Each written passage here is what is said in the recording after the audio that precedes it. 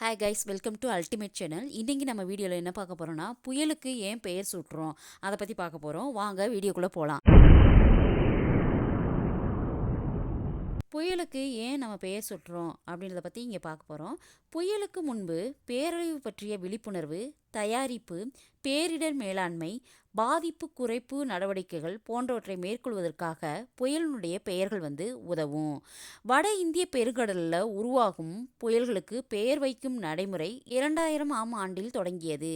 புதுதில்லியில் உள்ள உலக வானிலை அமைப்பின் மண்டல சிறப்பு வானிலை ஆய்வு மையம் 2004ஆம் ஆண்டில் செப்டம்பரில் இருந்து புயல்களுக்கு பெயர் வைக்க 64 பெயர்களை பட்டியலிட்டுள்ளது.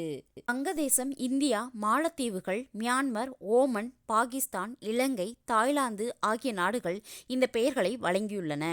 இதில் இந்தியா கொடுத்து ஏற்கனவே பயன்படுத்தப்பட்ட பெயர்கள் அக்னி, ஆகாஷ், பிஜ்லி, ஜல் 4 பூதங்கள், அதாவது ஜல் என்பது 4 பூதங்களை குறிக்கும். கடைசியாக லெஹர், அதாவது அலை. இன்னும் வரவிருப்பவை மேக், சாகர், வாயு, கஜா புயலினுடைய பெயர் இலங்கை தந்தது.